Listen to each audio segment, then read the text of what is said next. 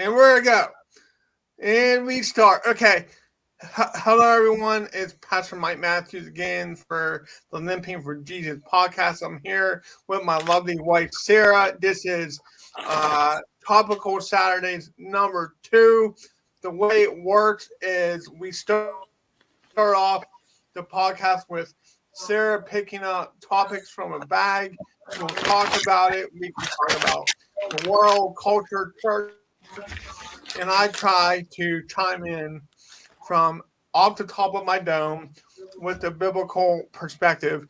But these episodes are for you to get to know us, why we do this ministry, why we do this podcast. For you fellow theologians out there and Bible nerds, I do a Bible study video every Wednesday at 7 p.m. So those episodes are Bible study episodes, and I do interview episodes when I can get a guest. This upcoming week, I am excited that on Tuesday I am interviewing a pastor and professor from Geneva College about the importance of rural ministry, and he's going to be talking about how that college is helping rural ministry. A couple years ago, I was part of the Center on Rural Ministry, so they have a lot of cool things coming up because small town churches are often forgotten about. They're this mindset that if you really want to impact culture, you got to go to a city. But they believe that rural ministry is still important because those people living in those communities, they can impact culture for Christ too. So that's what we're doing. The norms, hit the subscribe button, follow us on YouTube, follow my nerdy self on TikTok. We're all on every social platforms we are on. So now that I got that out of the way, Sara, how are you doing? I feel Friday at 5:30, so better than I was an hour ago. Okay. I feel kind of weird today. Why? I don't know. I just felt off all day today. I just felt, I don't know. I got up, made some content for our TikTok. I'm doing this devotional series right now through the late pastor Tim Keller's New City Catechism, and I can't believe that I'm 21 videos in now. I'm 21 videos in on this devotion, and it takes you through God's law, God's commandments, why we can't live up to them, why we need Jesus, and I've been loving making the videos, but I just felt off today. I don't know. I think I'm feeling some cabin fever. You didn't have any coffee this morning. I feel like I'm having some cabin fever, and we were up till like 4 a.m. watching Below Deck and the Traders show. That was fun.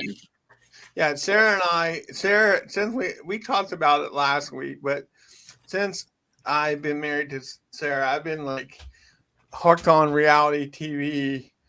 I don't know. So are you torturing me this week with a pop culture question? Huh? No, I don't know. I thought about a couple, but like I was gonna ask you what Care Bear you would be going back from our childhood. Okay, I did watch the Care Bears, and as a kid. Oh God, you watched? Yeah, we watched something from our childhood. But I'm 38 years old, and I don't remember any of their names or anything. I just remembered that one had a rainbow on their chest, and I think that was my favorite one. And I had a Care Bear set, and I remember that one year my sister, I think it was my sister, I don't know, maybe it was my mom. I think it was my sister. My sister talked me into selling at a garage sale. And then I was really, really sad for a while because I really wanted that and I didn't want to get rid of it. So, yeah, I do remember that trauma from the Care Bears. I don't remember their names. I don't remember if there was a pink one. And my favorite Care Bear, I think there was one with a rainbow on its chest. Is there? Was there? Yeah, let me see. I don't know. I'll fact check you. Uh, let me see. Care Bear. I watched Sesame Street too, but all I remember is Big Bird. Yeah, I'm trying to see what. Monster? I don't know. I tend to mix up Sesame Street and the Muppet Babies. And what other Care Bear. His name, her name, or his name. I don't want to misgender the Care Bears. His name or her name was Chair Bear. Chair Bear? Yeah. Do they have Maldy Depressed Bear? Because that would be the Chair Bear or Cheer Bear? chair. Like a cheerleader? Cheer. No, they weren't a cheerleader. The pink one had the power of cheer, the power of joy. So it was pink and it had a rainbow on its chest? Yes. Oh, look at my memory. Yeah. I keep forgetting that prior to. I'm proud of myself. Are you proud of me? I am proud of you. I need to remember something from a cartoon. Prior to marrying Sarah, I was always the younger partner in a relationship because I like them old. So. Oh, really? So I always dated women that were slightly older than me. So I need to remember there's like a 5 year gap between us, right? 4. 4. Okay. I went to public school. I'm not good at math. So you really want to get technical, like 3 years and 11 months. Okay. So I remember. So growing up, Care Bears used to have this shampoo bottle that also acted as a toy, and it was the Care Bears. They would drive the cloud car, and you could use it as shampoo. I had that toy for years, probably no bit longer than I should have, to be honest. But here's the problem with me. I've been a dreamer and idealist. I probably believed in Santa Claus too long than I should have. I just believe in magical stuff. I want things hopeful and joyful. So that's my memory of the Care Bears is when I had other people had rubber duckies growing up. I had my rubber Care Bear. I'm totally losing man points today. I don't think I'll ever be invited to any Christian men. Yeah, baby. I don't know if you should have really gone into that story. I don't know. I don't care. I love who I am. My goal this episode, after watching back the last podcast, is to not ADHD zone out and say yeah 1,000 times. Because when we watched Are you trying to tell me that you weren't listening? No, I was listening, but I mean, I don't know why sometimes when I'm being interviewed on other podcasts, I hit it out of the park. I'm like myself, I'm being Mike, but sometimes when I interview someone else or I'm talking with someone else on our podcast, I can tend to go like, yeah. Mm-hmm. And I know I'm trying to show active learning, active listening, but to me, when I hear, I hate my voice. Number one, I have never liked. I do that a lot on work calls. Like I'll say, yeah, So I get it. When I was on the Broken Vessel podcast last year, he told me I was like the first guest that never said, because I really trained myself as a preacher and a public speaker not to do that. See, I hate public speaking, and one of the things that I do need to work on, and I do like with my TikTok recordings, I'll catch myself, and you think, and so, but I don't have enough time. So I think that getting rid of the word will come, but I definitely need to work on that because I'm on work calls too, and I say it a lot. Not as much as I used to, but still. So sad news in reality TV land that we found out today for you fans of Below Deck, the OG show. I guess Kathleen Lee is not coming back, and At least not in season 11. I am irate. I am irate about this. This is an insult to everything that is good. Just because he's walking with a cane now and he had a surgery on his legs. I know season 10, we just binge watched that. It was a great season. He started it and then he had to leave, and then Captain Sandy from the Med came on and took care of the crew. It was a bonkers season. It was one of the best. It was one of the best, but it was also bonkers with the conflict of personalities. Yeah, it was a good season though. But now they're all blending together now, and I'm like, I know. I'm like, wait a minute, wasn't that Med? Nope, that was regular. I mean, that's what streaming has done. That's what streaming has done. But okay, let's get on to our first topic as I show off my new Star Trek coffee mug. Show the handle. Okay. If I can, look, guys, it's the handle is the com badge logo. It's actually hard to handle, but I like it. Okay, let's do our first topic.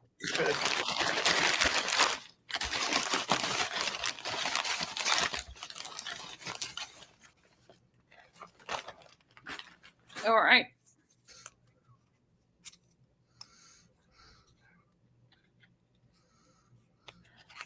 Lust. Lost. Oh my goodness. Oh, okay. Hold on. Hold on. Okay. What's not awkward to talk about your wife on a podcast? First thing. Okay. Okay. First of all, that's. Let me teach. Let me say the verse, what Jesus says about lust and adultery, and then we'll go from there, because every man, and you can speak about one from a woman perspective. Every man battles with lust. We are visual in our so-called excitement. Sure. I once had a pastor tell me when I was younger, it's not the first look that gets you in trouble, it's the second one. And that's when sin happens. And I replied, that's why you made the first one count.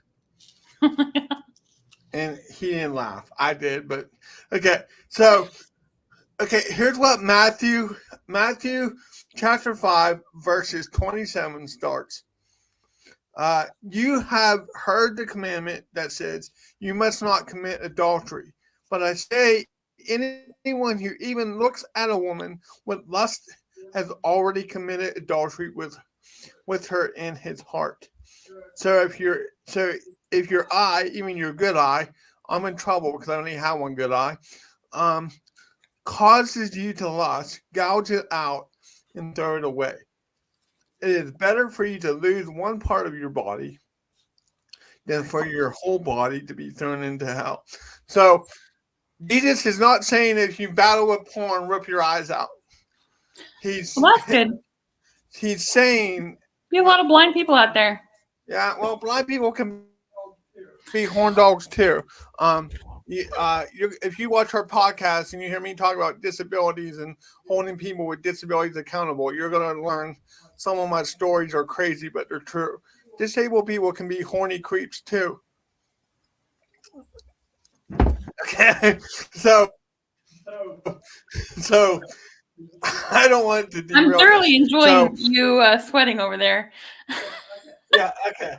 I'm not sweating about this at all. But the thing with lust is that the Bible has a standard for purity in a relationship, and I'm going to talk about I'm going to talk about married relationships because we're married.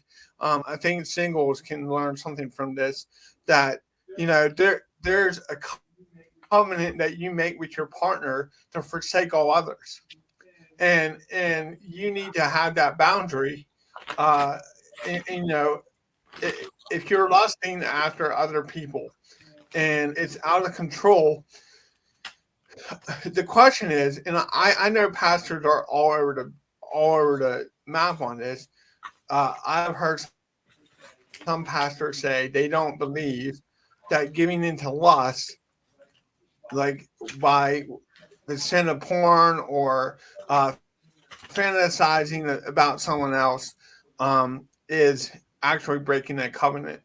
What would you say? Do you believe that giving into lust is breaking that covenant? I would say my personal stance is it is. I'm breaking that covenant. It's not the physical act of cheating, but you are robbing your partner. You are robbing your partner of your heart in that area. Well, yeah, I mean, if you cheat, but then there's the side of lust of like if you're in a marriage, there's so much shame around sex and lust and our sexuality, and we're sexual beings. We were made to be sexual beings so that we would procreate and multiply, and we are, we're all adults with hormones and certain different levels of libidos, and I'm not ashamed to talk about sex or anything related to the topic. I work in healthcare. I've heard it all, and sex. There's a lot of we have this discussion with Reese. Like, there's a lot of, if you're not ready for it or if you're not in a safe relationship, there's a lot of dangers to sex and lust. Yeah. And you can get into trouble with it. Religion puts a lot of shame on it, and I don't think it's something to be ashamed of. I think it's the core thing of who human beings are. Are people going to have hormones and also have a desire to be in a relationship that's also an intimate one? Yes. Should you do that in the safety of marriage and be ready for it and be committed when you act on lust? Absolutely. Well, I don't want to say act on lust. There's a difference between what you're talking about. Is there's a God design in us to be attractive to the opposite sex. Sexual attraction is not sinful. The problem is that in the purity culture of the 90s and early 2000s of the church, where you had like those promise keeper rings, promise keepers conference, you were told to not talk about sex until you get married. The church historically will not talk about sex. And then but the thing is, young kids, myself included, we talked about sex with our friends. And that is where you get into, because you don't talk about sexual attraction as a good thing, you make it a dirty thing and you compare it to lust. Lust and sexual attraction are not the same thing. Lust is allowing yourself to break someone down to just their parts and get gratification out of God's will. That's what lust is. I remember, like I got saved at 19. I didn't grow up in purity culture and all the legalisms that went with that. But I was a youth pastor.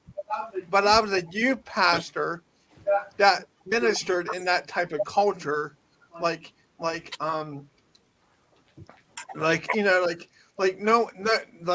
elders wouldn't let me do Bible studies on porn and the problems of porn and sex addiction, and I shared this story. I don't know. I shared this story with Sarah, but I wanted to do a Bible study This is back in 2007, 8, 9, when I was like newly into youth ministry. There was a pastor that had a curriculum called Born Again Believer. And it was talking about the problems that young men have with lust and porn, and they wouldn't let me do this study. And I said, if we don't talk about sex inside the church from a Christ honoring perspective, they're going to learn it from someone else. And Yeah. sadly that elder told me our kids are not doing this. The very next day, the very next day, a student in my youth group was being interviewed about being a teenage dad. It's happening. Yeah, I mean, I don't think that it should be a shameful topic. I don't think that it's something you should be embarrassed about talking about. I think it needs to be normalized. I think we need to normalize kids talking to their parents about sex and it just be an open thing, because when there's so much shame around it, people are going to act behind and lust after people and then get themselves in trouble. And then, you got to talk to your partner too. I mean, in marriage, especially in marriage and in an intimate relationship, I mean, if sex matters a lot to one and not the other, you're going to have a problem, and there's going to be a lot of temptation. So I think just having that discussion, like being open and honest about, expectations and what you would want to see and what that connection looks like for you, and but also to be able to protect yourself and know how to do that and know what your boundaries are, and know how to stick up for yourself and to have those open discussions. Less in wasn't porn and raised. all of the cheating and yes, men are visual, so are women. Women are visual too. There's nothing wrong with someone that's an attractive being and admiring you know Yeah, I people, but you're not going to go out and do something with it's just there's a lot of sin around sex. There's a lot of shame around it. And there's a lot of, I mean, sex can also be an addiction. Just like anything else, if you're using it to numb something or to escape something.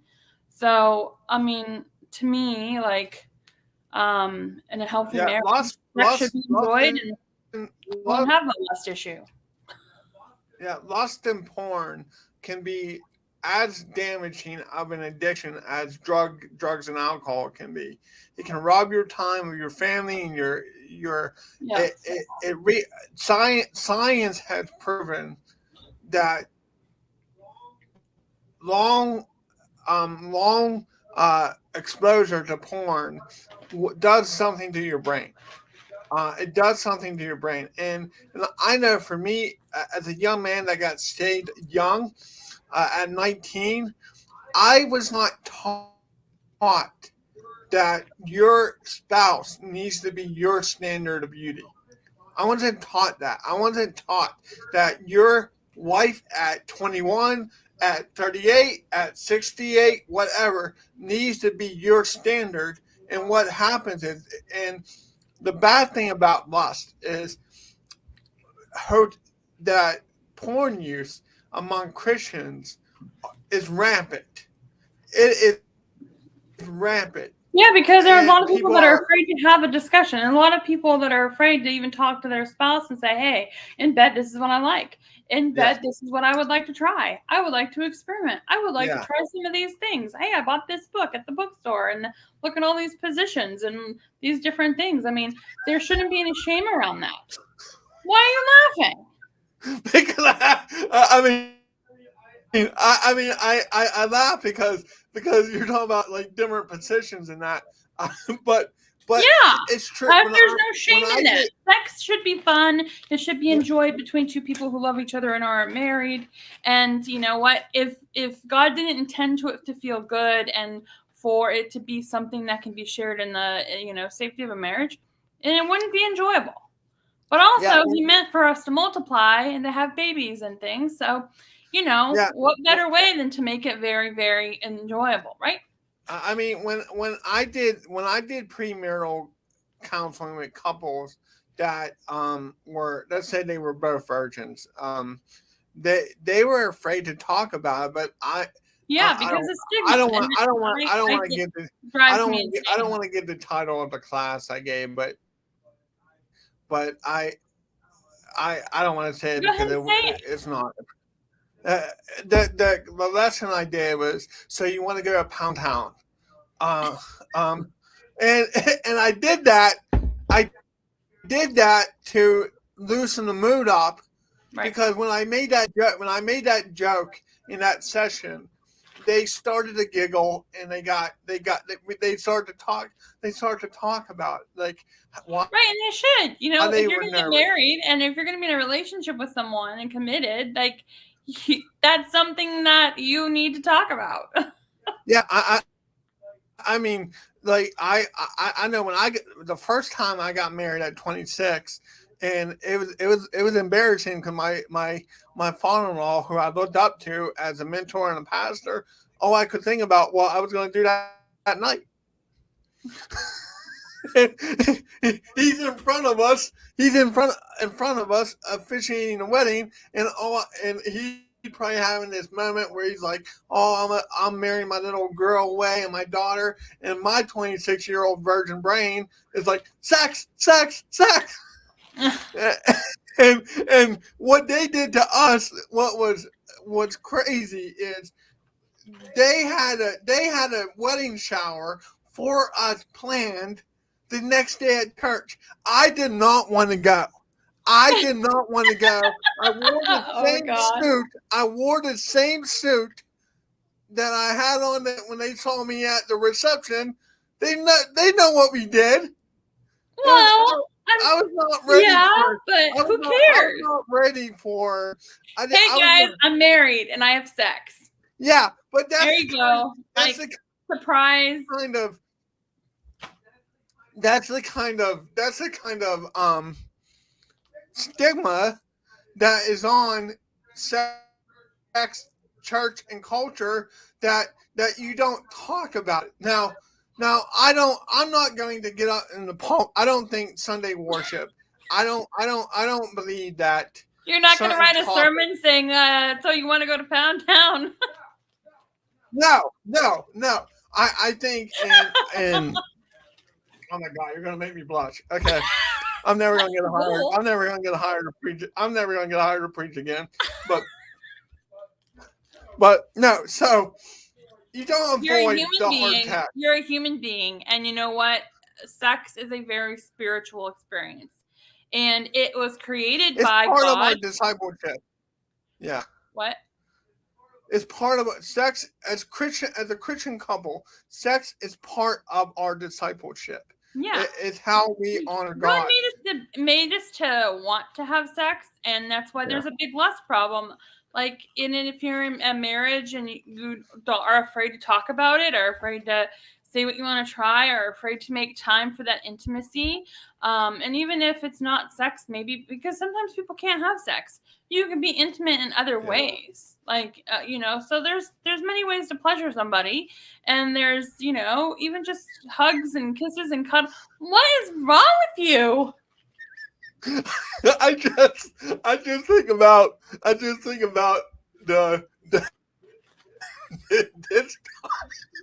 this topic being the first topic of this episode. And guys, you're seeing.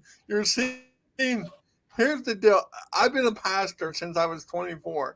I spent many years in youth ministry, and I can tell you that no matter how many times I have had conversations with teens, singles, married people about sex, I still have that nervousness because of the stigma that comes on like, not Christians me. won't talk about it.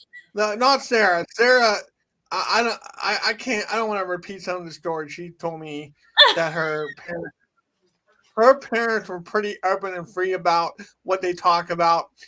I didn't want to. My grandparents raised me. my parents didn't like tell us about their sex life by any means, but like we were never shamed for it.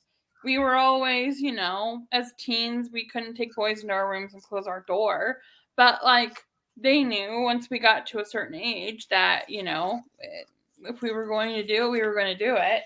And, you know, teenagers, they talk about it all the time and with your friends and you know, so like we got to like when we were in relationships and certainly after being married or whatever, like just talking about sex, me and my sister talk about, you know, things and our bodies and especially in healthcare, like, you know, we got parts and things that need, you know, maintenance. I don't know. For lack of a better term. I remember when I was in 9th grade. You can't talk to your parent or your sister about a problem you're having or a fear that you might have or whatever. Then who can you talk to? I want to have that openness. I believe as Christians and pastors that in small group settings, Bible studies, that you need to be you got the Bible covers all topics, and you need to talk about it. When I was in 9th grade, and I'm going to do a shout out to Dr. Mary Jo Podersky of the Teen Center down in Washington, PA. She taught sex ed. The school did not want me in her class, and she fought for me to get in her class because the school said kids like him are not thinking that way. Let me tell you, if there was any 9th grader that needed that class, it was me.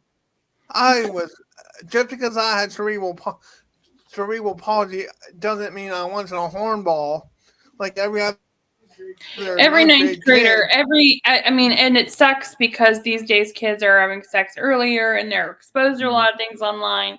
Really, truly, sex ed happens sooner than the sophomore year. Yeah, their sex like what I share that story because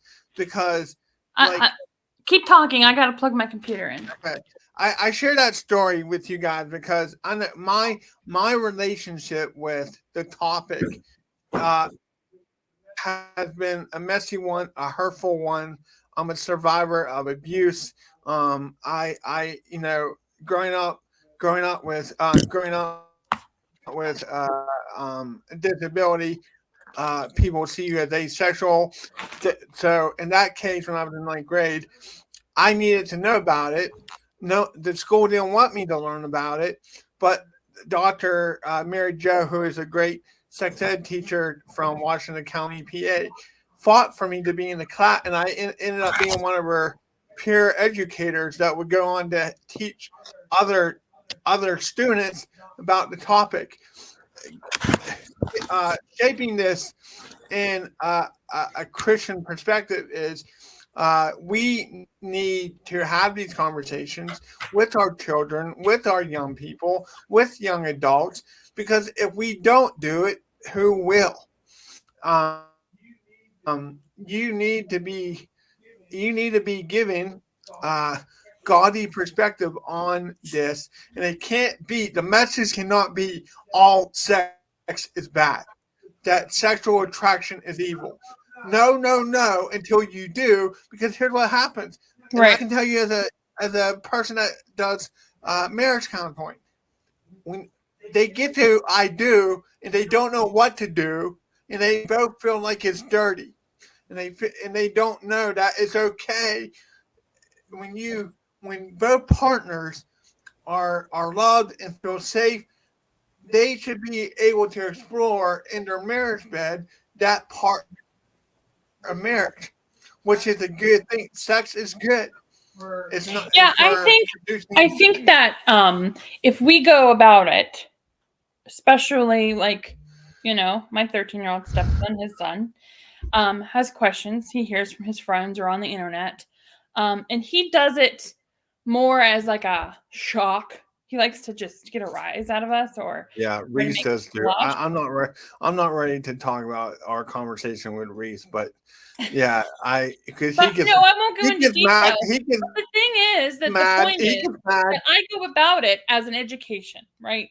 So they have questions, and kids, teens, young adults, they get curious and they want to know what it's like, and they have these hormones, these feelings, and they've seen porn, or their friends tell them about an experience, and so they built up this expectation in their head, and then they're going after it. But I'd be like, hey, how about you don't do this unless you can handle this consequence? If you pregnancy, right? But pregnancy isn't the worst thing that can happen to you. Like, there are a lot of diseases and a lot of things and so on and so forth, and how those are transmitted and what can happen, and then also the abuse and fights. If you make the wrong move on somebody or touch them in the wrong way, they could hurt you, they could stab you, they could shoot you. Like, things can happen around that topic. So putting the full education to this glorified, hey, this is awesome, and this is what you want to do, and this feels so good, and blah, blah, blah, all this stuff, and all the talk that these teens do.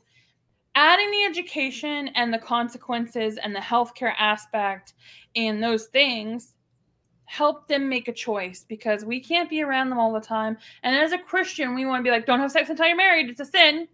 Okay, that's a choice we can make for ourselves. But when you care about somebody else, and especially kids that are learning, you need to be completely honest around the subject.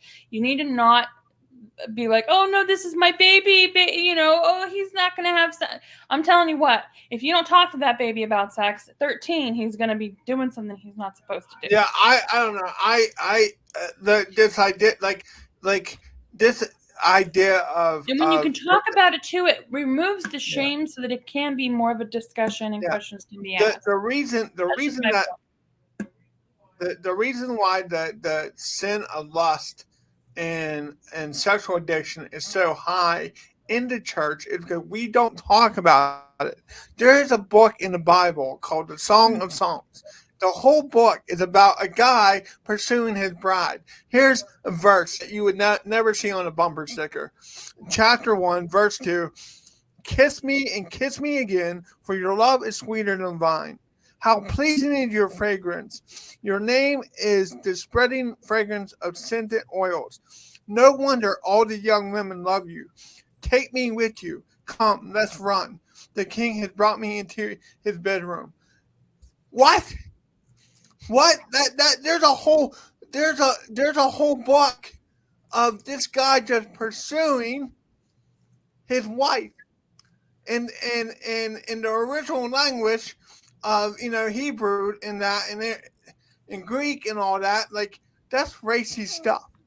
Now it's kind of weird in English, but there's a psalm, and there's a song that in what is it? No, Proverbs 5, I think, is like, it says, be intoxicated with your wife, be satisfied with her breasts. That type of terminology. Christians hear stuff like that and are like, oh, they lose their mind, and they're like, it's in the Bible. Like God wants you, a husband and a wife, to bang it out. Yes, he does. and he wants you to love each other in that way, to bring each other. When sex is not only for producing children. There's a lot of Christian movements that have abused that and made people have the idea that sex is just for kids, and if you're not having kids, you need to have be like the Duggards, have 40,000 kids and all that. That's not what I'm talking about either. So I'm drifting. Okay, so what I'm trying to say is guys, it's in the Bible. Talk about it. Be honest. Be honest. That's how. If you have questions that you don't know about, see a sex therapist. you know what? If you want to be intimate with your spouse and you just don't know how and you're scared about it or whatever, there's no shame in going and seeing a sex therapist that can help you guys communicate your intimacy. And one of the biggest things, at least for me, and I know a lot of people like me that I talk to, like, it's a mental, emotional, and spiritual connection. Having sex is not just a physical thing. It's also mental, emotional, and spiritual. It's a connection with your partner. And so, like, when you just have sex to have sex, you're not getting any of that stuff. And so it's just the act. And so when you are open and honest and talk about those things and really help people really understand that those aspects of sex, it also helps them, like, want, I don't want to just have sex. I also want to have that spiritual, mental, and emotional connection with someone. And that helps with the lust, at least I think.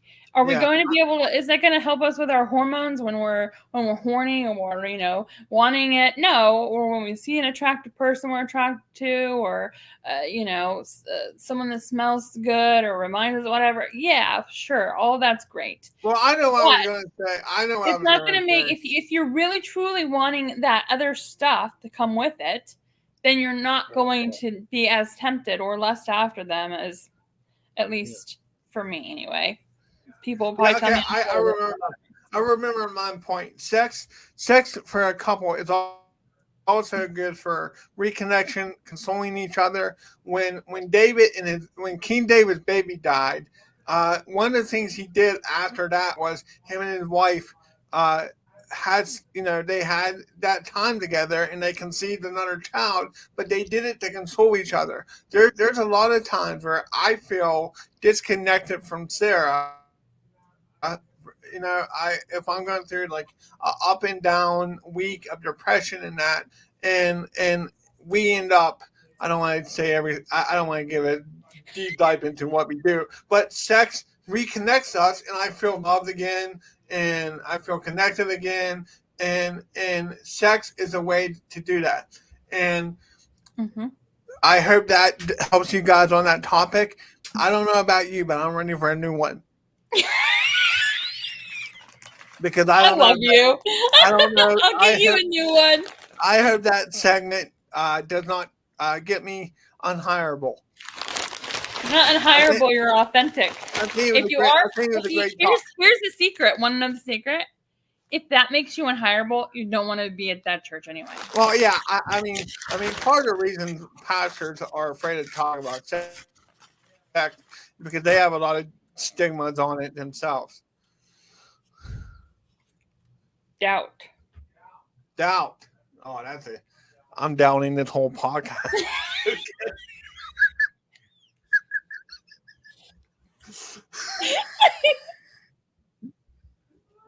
Oh my god! I hope my guests don't cancel me now. You want to do another one? Oh, a different one. No, doubt is good. Doubt is great. Okay, so we'll keep it quick so we can do another one. Okay, so yeah, because I'm getting hungry, guys. I love doing podcasts, but okay. So I'm trying to think. Okay, so let me see. Okay. Doubt. Okay. I'll just start off while you look for whatever you're looking for. I'm just gonna. Okay. Go ahead.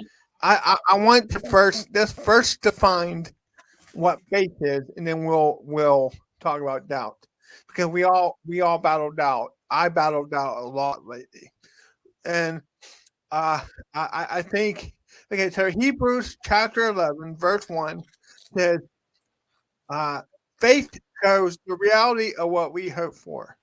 It is the evidence of things we cannot see. Through their faith, okay, I was dragging on. Okay, so faith is the evidence in our heart of things we cannot see. So when it comes to Jesus being into Christ, that he's coming back one day, that he really is the Son of God, that all this stuff in the Bible is true, it takes faith.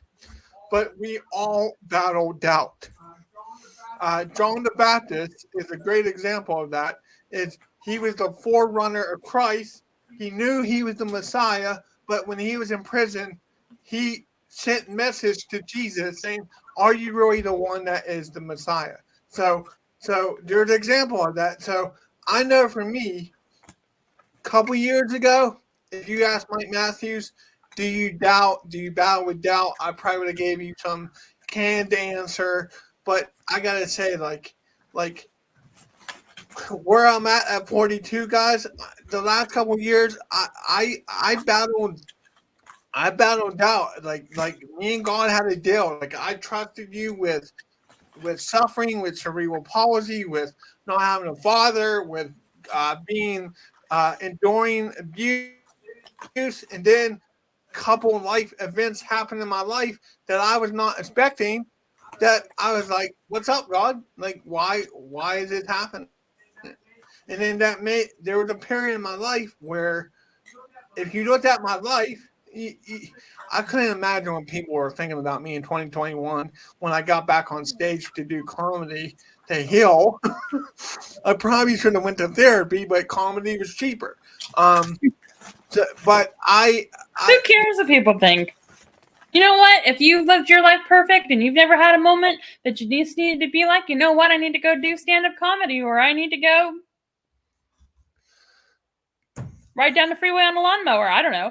I don't know. That might still happen because mental illness runs in my family. So we'll save that for a future episode when I got. I won't purchase a riding lawnmower anytime soon. I'll buy a zero turn. But doubt is part of the Christian's walk. All did the Apostle Peter denies Christ 3 times, and Jesus says to Peter, "When you return to yourself, strengthen your brothers." So that should give us all hope that if you battle doubt, that God still loves you. That's the greatest lesson I wish people could learn inside the church. It's God is bigger than your doubt. He can handle you struggling. Guys, right now, Sarah and I are coming up in March on 2 years of marriage. We have had jammed in about 40 years of marriage. It is a miracle that we're still standing because we had a fast courtship. I knew what I wanted in a relationship. I knew what I wanted in a marriage. We have had to deal with my health issues, her health issues. Her dad was living with us, like, what, 3 months into our marriage? Like, it was very quick. Like Sarah and her sister and her mom had to take care of her dad here at the hospital. Yeah. We turned our living room into a nursing home room. Yeah. If you don't think those pressures on the couple create doubts in your mind, like, I know for me, I was like what's going on? Financially. We've yeah. We're down to 1 car right now. We made a choice. When we got married, we had 3. Okay, 3 cars, 3 payments, and I was like, "This is horse manure." So we got down to 2, and then I'm like, "Okay, I'm really convicted. We are a good team. We both work from home. We can share 1 car." So we're down to 1 car. We're being smart. So we've had to make a lot of changes in our finances. We've had to make a lot of changes in what we eat. We had to bring in her sister's pet birds. That one just died again. R.I.P. Quay Quay. He was old. It was a quail, and he was old.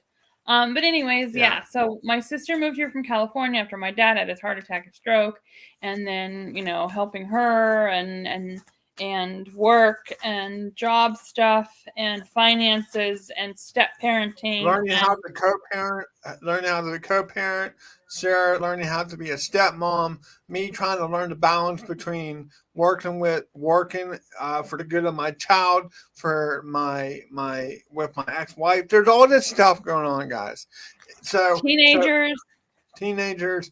I am going through one of the hardest periods of my life as a dad because I see my son at 10 years old and he's not 10 anymore. He's 13 years old. He's in middle school now, and I am, because of my custody arrangement, I I am battling with early onset, what I call early onset empty nest syndrome.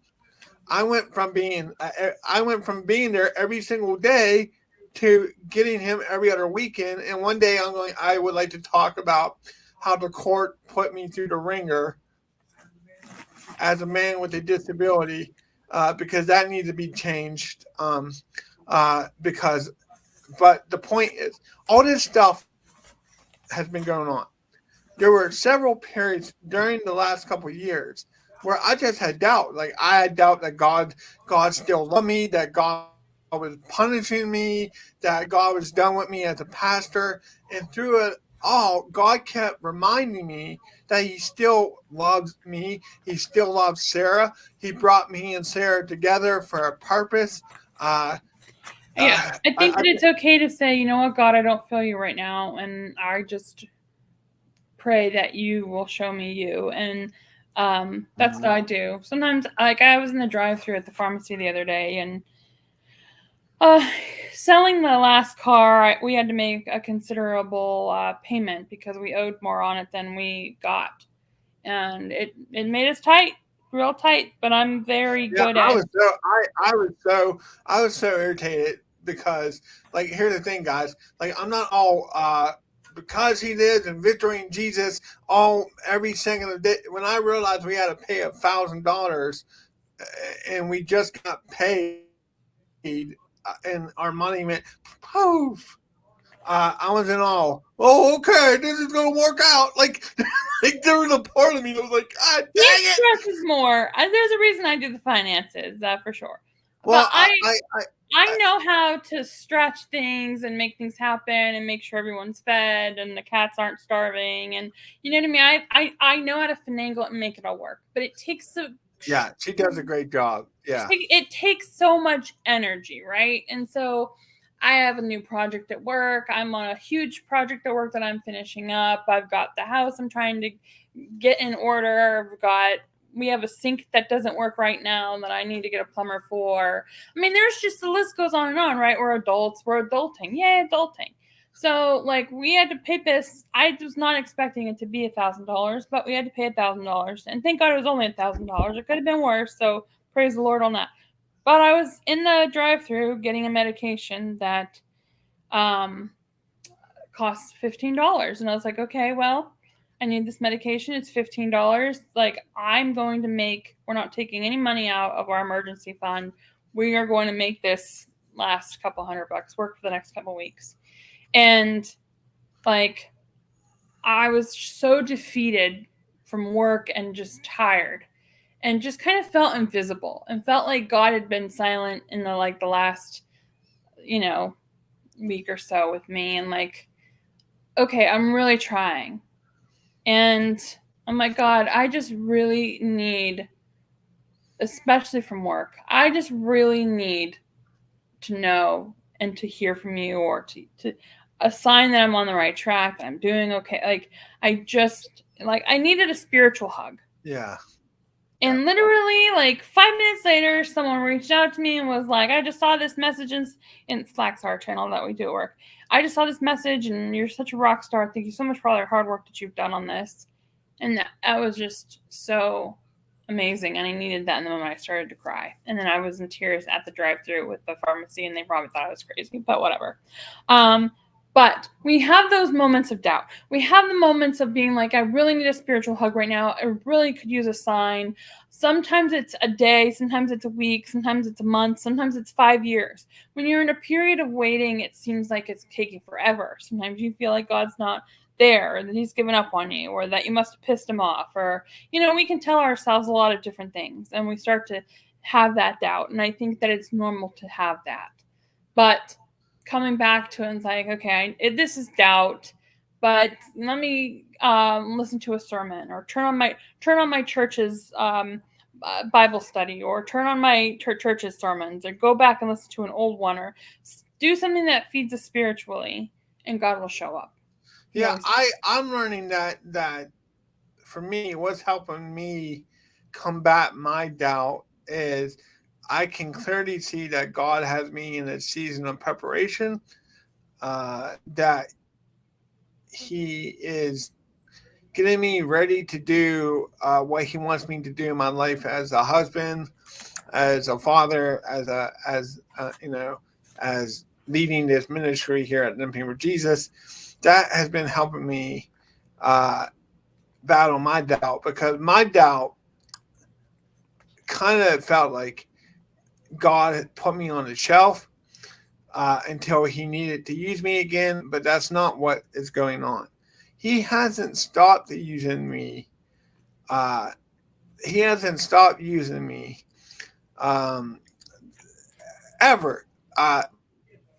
He is I mean, I'll start looking in, I like, I can see how much he uses you all the time, and he even uses you with me, like, so, it's we always can think on ourselves, like, that God's quiet, but other people that are looking at our life can see how he's moving and how he's using us. And so it's important to be encouraging to others. And that's why it's also important to be around other Christians, and the people that know you and can encourage you and speak into your life, and like can remind you of the things and where you're at with God. Because in the period of the day-to-day monotony of living out our purpose, sometimes we don't necessarily feel like we're living it out, but we are. And yeah, so yes, I yeah, think the best thing to do with doubt, and you do it for me all the time, and I definitely try for you, is to have someone that can speak into you and like remind you. Like, you remind me all the time, like, just, to give it to go. Sometimes I feel like I go into a headspace, and like I'm like, working and trying to coordinate the budget and the appointments, and my mom and dad's appointments, and like trying to just make sure everything, like the wheels are turning.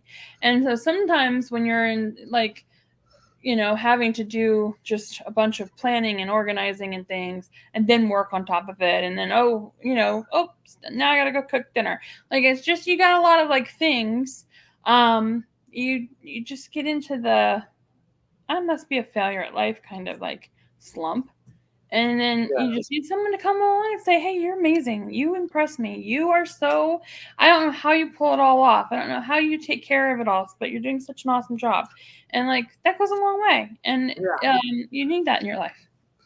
yeah. And I'm reminded that God is still alive, still active in my life. Like, doing online ministry, guys, it's so easy to fall into that trap of I pour hours into making content for Limping for Jesus, and then I'll look on YouTube. 1 view, 2 views, 3 views, 1 like, 2 likes, and I get discouraged. But then God will have someone comment and say, I really had a hard day today, Pastor Mike. I needed this message. And then I'll remind it, like, God, that's why I do Limping for Jesus. It's to then help every once in people. a while, a few thousand people like something. Like, Yeah. it's a crapshoot. But Yeah. I just know whenever we go somewhere, people light up around you, and like they flock to you, and it's just so I constantly remind them. And we're guest preaching here in a week or so. Yeah, the 28th, I'll be down at First Christian in Canonsburg, PA, guys. If you're not familiar with Western PA, don't worry about it. But if you're in the area, I'll be there on the 28th. I'm excited. I'm excited because I'm actually preaching a very difficult sermon that I'm excited to preach. Um, I'll be talking about God in our suffering. So I don't know why I'm the suffering guy, but I like to help people trust God with real life. There's a lot of suffering. The world's a crazy place right now. We're going to an election year, so God help us all. But so people get crazy, either one side or the other. There's going to be at least half of the United States and people in the world that are going to be pissed off and think that we're the world's coming to an end. Either way it goes. But people get crazy and they start to fight and argue, and then at that we have so much going on. There's multiple wars around the world. We're just living in a day where there's a lot of crap going on. So, I heard hoping there's still joy to be had. So, finding God is an important topic. I heard that radio DJ Charmaine the God, that's his name. When he was asked by Piers Morgan, he was going to win the election, and he goes, "I don't know. You got the choice is going to come down to Trump, who's been have over 91 charges, and a guy that don't know what day it is. So our choices. I don't want. It will definitely be interesting to see what happens. Yeah, it's going to be a very interesting election. So do we want to do one more? Let's do one more before we close. Okay, please be an easy one. Okay. Huh? I was like, please be an easy one. I'll pick an easy one. I got to here. You don't need to pick an easy one. That's a long-winded one. Yeah. Okay. Well, keep it in there so for next time. Oh, here's a good fun one. If money was no object, where would you want to go on vacation? Miami. Why Miami? Because people on the beach need Jesus too. I want to go on an Alaskan cruise. No, I tease. That's my 20-year-old single Christian man prayer. I always thought I would be like down south, doing urban ministry, whatever. But no. But my real answer, if I could go anywhere, if no money was, there's two places I always wanted to go. I don't know why. I want to go to Ireland. I want to go to Ireland. I want to drink a real Guinness in a real Irish pub where I can't understand anyone. And it sounds like we all have cerebral palsy. So, and I've always wanted to go to Hawaii. I don't know why. I always wanted to go to Hawaii. I'm not like, I would love to do the Hawaii cruise. I'd also want to go on an Alaskan cruise. Those are my two. I would love to do a Mediterranean cruise and go to Greece and go all over that way, Italy, and do the cruises and see a lot of things. But maybe in a few years. But I'm also terrified of international travel.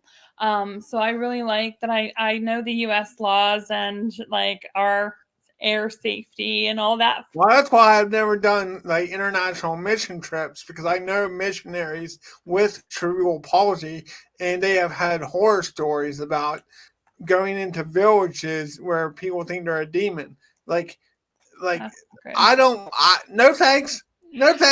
But if money was no, and then really, if money was no option, I know like SpaceX, and I know all those rich people like Jeff, what's the guy from Amazon?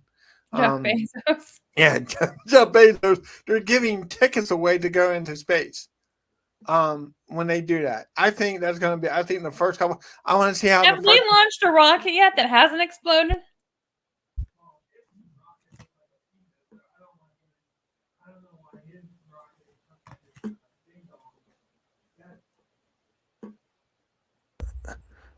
I was on mute. Did you hear that? I heard it through the wall. Okay.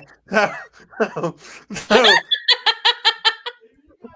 if you guys didn't hear my joke, I was talking about Jeff Bezos in his rocket, oddly looking like a ding dong for some reason. I don't know what his issues are, but I want to make sure the first couple flights go well. You couldn't pay me to go on a spaceship made by Amazon or like the only one I'm trusting right now is Elon Musk. But It's Elon's keep exploding? no, no, they've been See, I don't having know much about yeah, anything.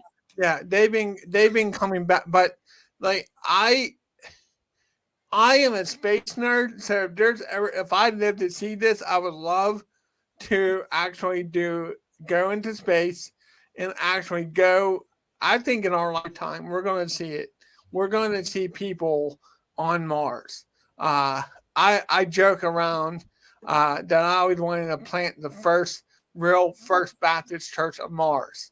Um, and then someone and when I told that joke one time, I was preaching in Robinson somewhere, and they're like, "Oh, Pastor Mike, there's already a First Baptist of Mars."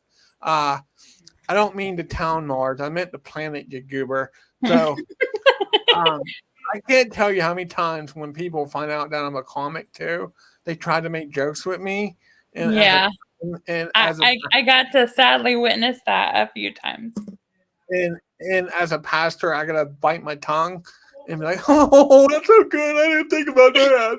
Um, so Did you so just on open air admit that pastors are full of you know what sometimes? yeah, I don't know. No, I'm just saying that we deal with eccentric people all the time, and we're expected to, no matter what they say or do, be loving and accepting. But I got news for you: pastors are human, and we do church hugs for a reason. And there are some people we see them coming down the pew. We'll go to the other pews. Uh, like I don't feel like talking to Susan today. You're Uh, like, oh, I think I'm gonna get a bout of diarrhea. yeah. So I get so that's a fun topic. I, I'm sorry, guys, that the podcast kind of got derailed at the end of that topic, but it's like, what would you do? Okay, that do. What would you do if and we get a play to win? But that's if you won the Powerball. What would you do if you won the Powerball? Like, I mean, if it's like a huge number, like Like a I know billion what dollars. I know what I'm doing. I don't care what anyone says. Of course, the can answer to all help people and all help ministry and all. Yeah, but I'm buying the General Lee and I'm buying the Batmobile.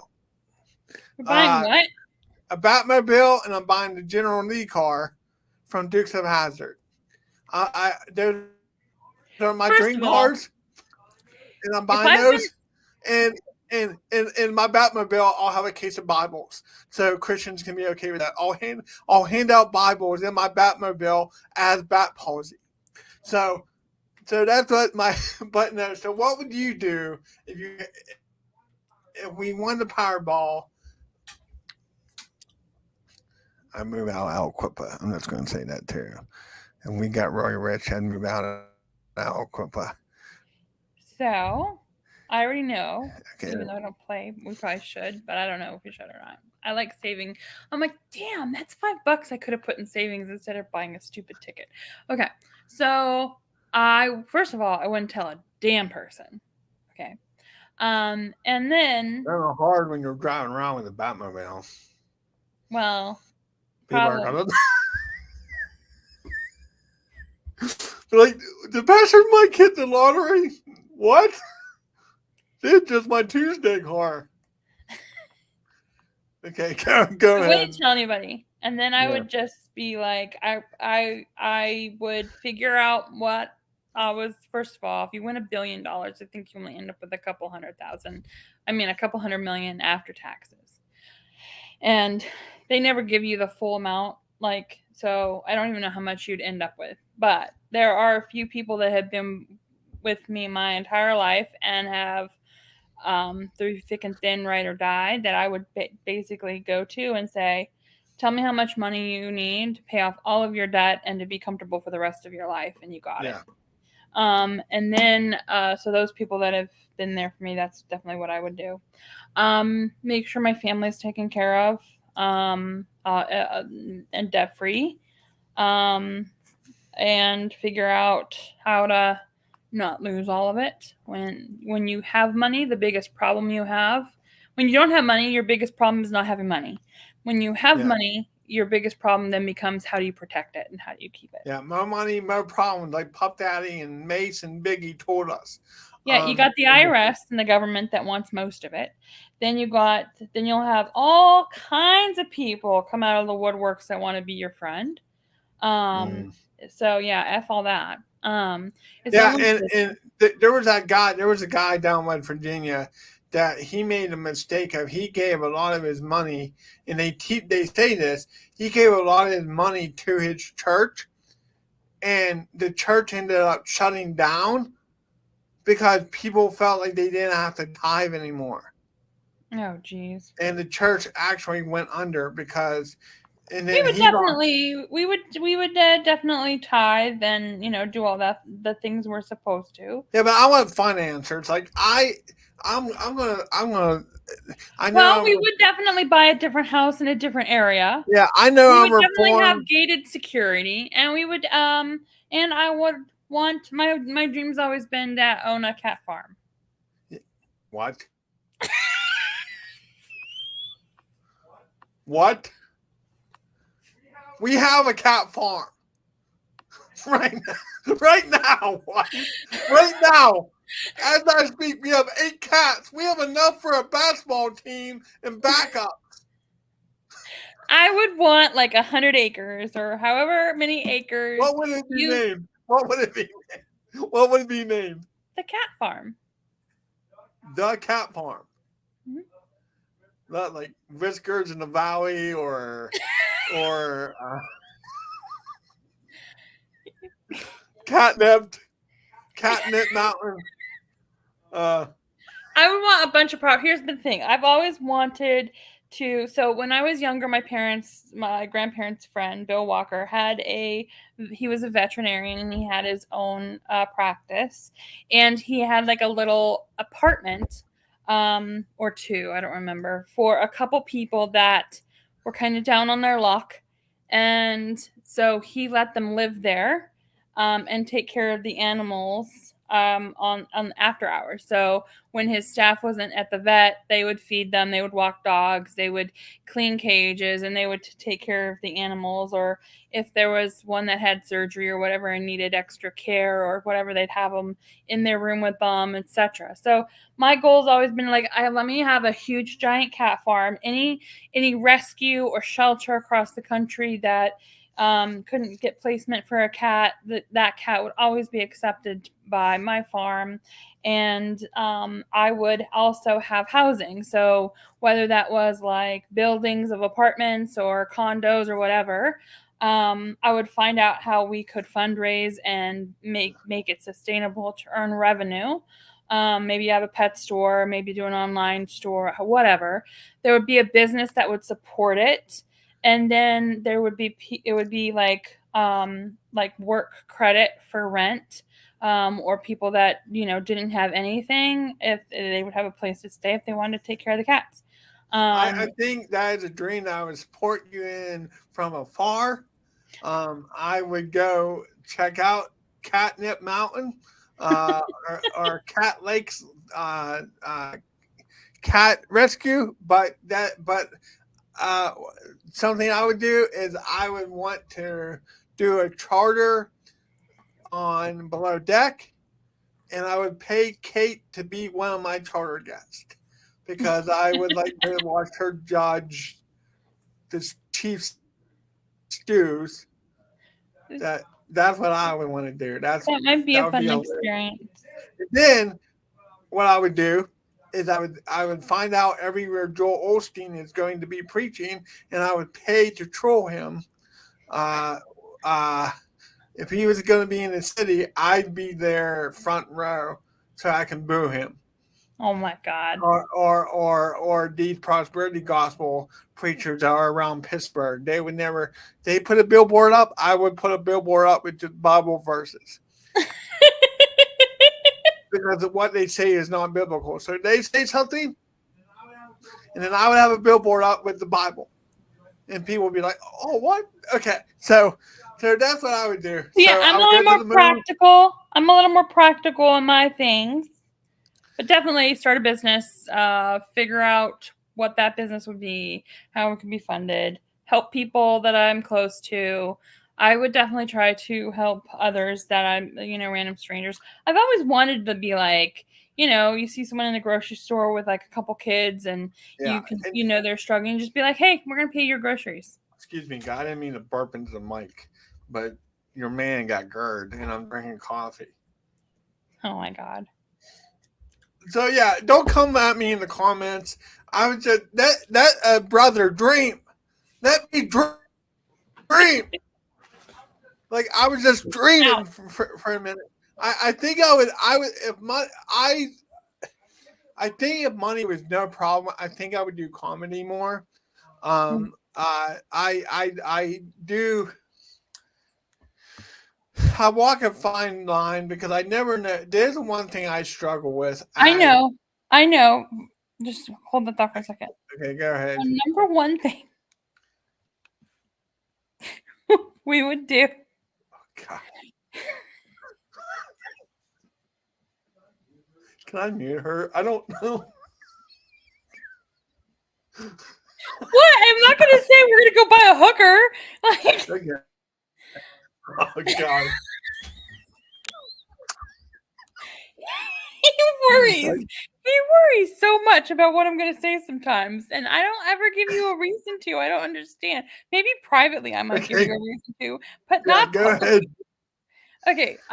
The first thing that we would do if we won the lottery is our one car would no longer be a 2018 Ford Focus. That was my single dad car that kept me afloat. Yes, and it's a good I car love to that. keep. I love that thing. First thing I do is buying her a car so I could get her phone off my Bluetooth. That's what I'll do. Because I get tired of getting in my car So and I'm if you driving pull down the up to street. our I'm house, like a mile away. I'm a mile away, guys, trying to listen to my music and it's picking up her conference call. okay. It's picking up her call a mile away. So the first thing I do is buy my wife any car she wants.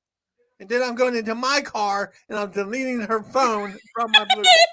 That's what I'm doing. That's what I'm doing. Okay, so if you ever pull up to our house and see a dirty ass black Ford Focus and a pristine looking brand spanking new Lincoln Navigator, you know we won the lottery and that Mike has his I got Bluetooth my car back. back. I got my car back. I don't. That car will be. I really hope that's not my only car for the next like 10 years. I did that once. Well, hopefully that we can give that car to Reese if it's still working in a few years. And yeah, He's not hopefully. excited about it. He's not excited. He goes, "Please don't give me this piece of Okay, crap." well then he can get a job and buy one. I said, "Hey, this car has got me. That poor car's been through a lot. That car has broken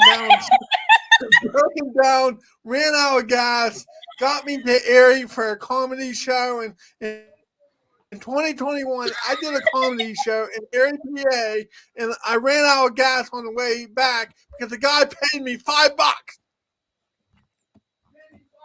He paid me $5 to do comedy. It was the only paid gig that I did all year, and I got paid $5. If my parents, you know what my first car was? It was a 1989 Toyota Camry that I had to push a button, not a freaking regular push button start. I'm talking about an ignition switch that was on a freaking like one of those like it's a long button and you push the button and then you had to turn the key. As you pushed the button and held the button down, you turned the key in order to start the engine. And it only worked half the time. And the damn thing was $1,500 and my parents got a loan for through their credit union, and I had to make payments, but I was also working part-time at McDonald's after work. That was my first car. If my parents told me that I was going to get like a 7 or 8-year-old car for free, I would have been like, yes, please. Yeah, but kids are growing up on TikTok seeing 14-year-olds driving Bentleys and Lambos. So I can see why their expectations are skewed. They're going to be However, Reese is going to learn. They're Reese going is to going have to very learn. sad letdowns when they Yeah, realize Reese is that going to someone has learn. to pay for Reese it. is going to learn that we're not. It's not a rap. Life is not a rap video, and his dad, stepmom, and mom are poor. So life is going to teach him very soon realistic expectations. My first car was a 1989 Oldsmobile Calais with interior that sagged down. That sagged down when you got in. You couldn't see your windshield from the interior, and we had a duct tape. And I said to my pal, "I'm never going to get a girl in this car because the car's not the reason you're not going to get a girl." Thanks, pal. I'm so glad that emotional drama got unpacked today. So I had to get duct tape and duct tape the inside. Who puts carpet in the car? So there's my ceiling was duct tape, and then I had the car for 4 days and I wrecked it. So it had a broken bumper with the paint of my neighbor's car on it for 6 years. So I never got it fixed. Uh, it broke down all the I time. totaled my first car too, and then I got a newer Toyota, or not Toyota, a Ford Contour. I love that damn thing. But then, like, I had a higher payment, so I didn't love that. My second car was a '94 Ford Escort. That was my G ride. I thought I was cerebral palsy Tupac. I had Mine was a 1998 Ford Contour. I had I take it all back. If I win the Powerball, I buy me a couple '94 Ford Escorts and relive my youth, and have rap systems that only I could stand until I go deaf because that I car. got a subwoofer. I got a subwoofer in my Contour. It was the thing to do back then. I had a subwoofer and an amp in I my did trunk. too, and then I had to become an adult. Well, I had a subwoofer. No, I had a subwoofer and an amp. Someone followed me home, and it was around 2 in the morning that I heard somebody outside. I heard some racket, and I didn't know what it was. When I got up in the morning to go to work, I got in the car. I reached to turn on my stereo, and it was one of those ones where you could like take the head of the stereo off, Yeah, the face. yeah, But I didn't do that. I had not done that night, and someone had followed me home because I got home from work around 11 p.m. and they freaking stole my subwoofer and amp and my stereo. I reached down and it was just empty there. I felt this like I saw a ghost. I got cold and I was just like felt so violated that someone ripped that out. Here's how I was violated by life. My I don't know if it's a competition. Listen, no, listen. This is where I realized I needed to grow up. So my first wife and I were down to one car. It was a '94 Ford Escort. It was not a grocery getter. I had 2 tins in my trunk. It had no room for anything. You couldn't put groceries, anything. We had to go down to one car. Reese was, I don't even think he was even born yet, but he was good. Yeah, he was a baby. And I remember coming home from work and trying to get a car seat in this piece of crap car. And I said, okay, we gotta get a grown up car. So I ended up neighbor kids came came and took. I gave them my speakers out of the trunk. I cried like a baby. I'm like, this is beer. Like I remember seeing them carrying it away, and as these teenagers are carrying away my box unit and my speakers and my amp, it felt like they were taking my youth. I, I was like, I come back. I'm only 26 or whatever, 27. I can't remember, but that that car, I love that car so much. That car was a piece of crap at the end. It my coworker bought the car off of me for $100. He's okay. He sold it in Ohio for 300. I was so mad because it no longer passed it no longer passed uh, inspection in PA. He goes, I'm going to take care of this car, Mike. I promise. He sold it 2 weeks later. Yeah, Brandon. I know who you are, Brandon. I haven't forgotten you, Brandon. I don't know if you follow me on Facebook or TikTok or anything anymore, but Brandon, me and you have beef. Brandon. So Brandon was a good dude, but he was our IT guy. But I like for me, I take all what I said back.